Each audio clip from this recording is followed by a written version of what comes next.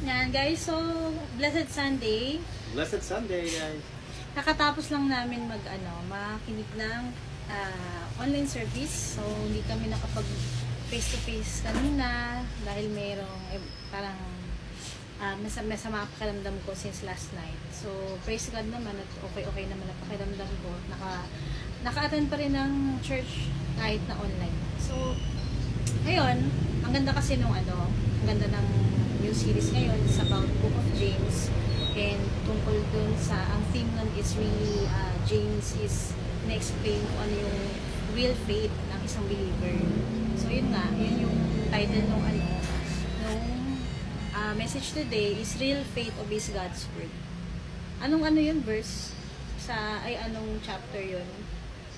Chapter 2?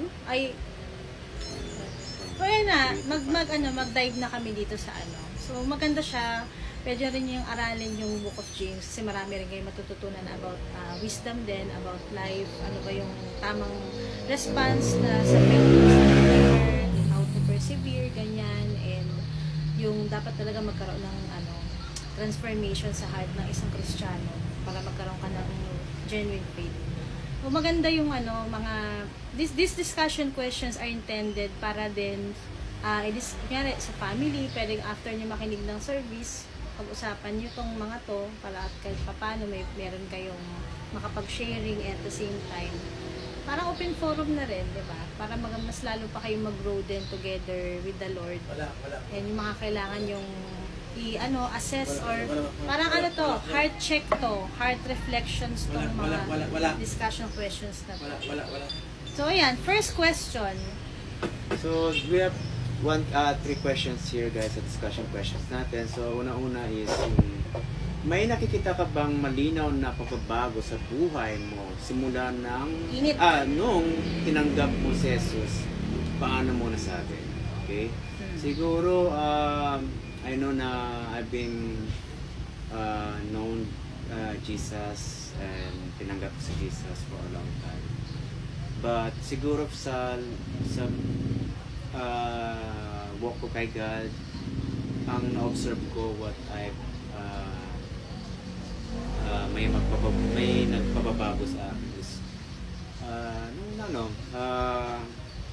I learned something from other people, like my wife, how to be a nagiging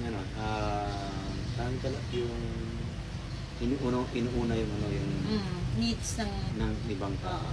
Kasi alam mo yung selfless, dying to self. So dying to self. Kasi before ang inuuna ko parati sarili ko. So yun. So hindi ko basta makakain lang ako or makapila lang ako, mga ganon.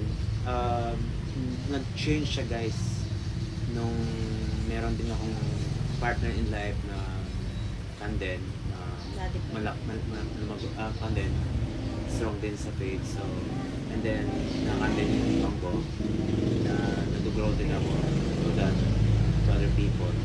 So kaya siya inalok mag-asawa, guys, changes para mag-die to self siya kasi hindi siya nag-asawa, napaka-selfish siguro. Oo. Ayun, so ikaw lang. Ako naman siguro marami, pero work in progress pa kasi may mga, lalo sa part na sensitive ako emotional, yun, binabago pa na. Bibili. Binabago pa, si Aldrin nga pala, guys, yung brother kong, alam niya, autism. So, ang pagbabago sa buhay ko, mas na-grow din ako, nag-matured ako sa paano pag-handle ko ng mga problema, mga trials sa life. Kasi hindi naman biro pagdaanan ko before, guys. Mas lalo ako nag-depend kay Lord. And ayun, paano ko tingnan paano ako magkaroon ng magandang perspective sa lahat ng situation. Yun, yung mga pagbabago na yun, and how I learn to love others unconditionally. Yan, sa husband ko, sa anak ko, sa family. Kay Aldrin. Sa kapatid ko, patience. So yun yung mga bagay na yung nag-grow talaga yung faith, nag-mature. So pangalawa is ang mga gagawin mo para talagang maisabuhay ang salita ng Diyos sa araw-araw. Ito lang. Gagawin para maisabuhay.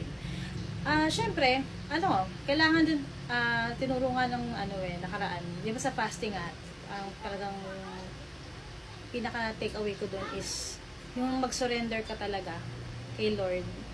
Para mo sa buhay yung salita din niya, kailangan mo hindi lang trust, kailangan mo mag-surrender din.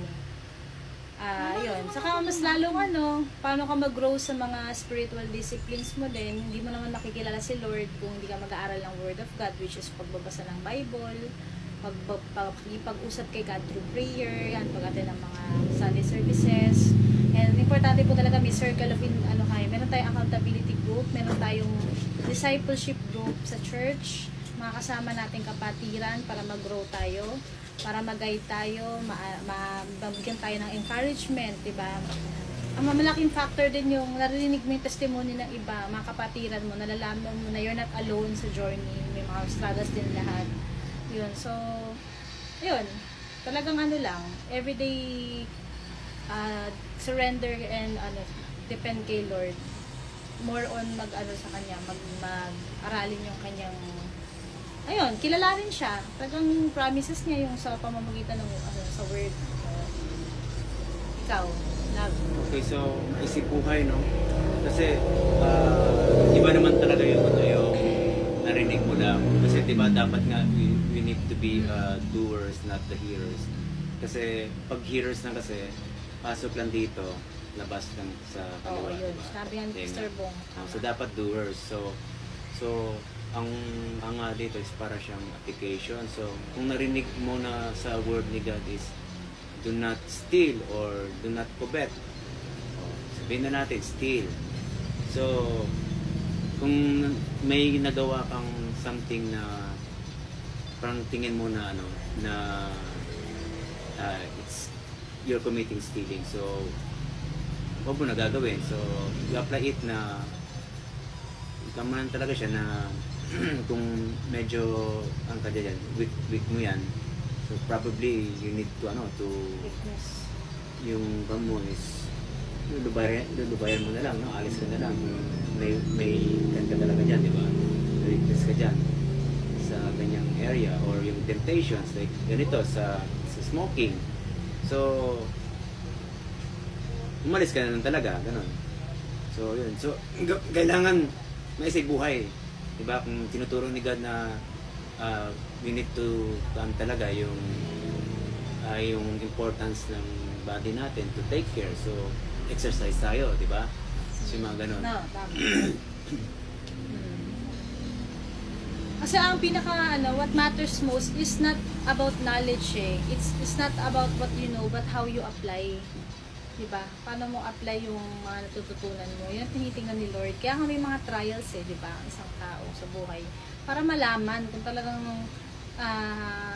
i-apply ba nila yung mga natututunan nila. Yan. So number 3, last na. Ano ang sisimulan mong gawin o ititigil na para mapanatili mong malinis ang sarili at hindi mahawa sa maling gawin ng mundo? Yun. So, di ba minsan tendency natin is to be dragged by the ways of the world. Ako ba?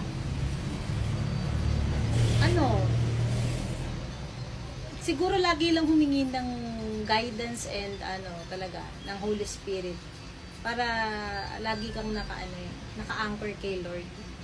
Minsan kasi madali kang to be honest, minsan madaling masway talaga ng mga pangyayari sa mundo, sa mga tao sa paligid mo. So lang talaga, yun, sabi nga ng husband ko, apply yung mag-rely ka sa word of God, mag-rely ka sa promises ni Lord, sa character niya. Doon tayo magkaroon ng faith, hindi sa surroundings mo, hindi sa mga tao sa paligid mo. Ang ipiplease lang natin si Lord talaga. Hindi ka mahawa, no? Ayun. Pag naman malalim yung pagkakakilala mo sa Panginoon, and alam mo naman na since nirescue ka na ni Lord from darkness to light, syempre hindi mo nakahangarin bumalik sa dati na old life mo. So you'll do your best by the power and grace of God sa Holy Spirit para talagang ma-set apart ka, ma-win off ka sa mundo. Ay na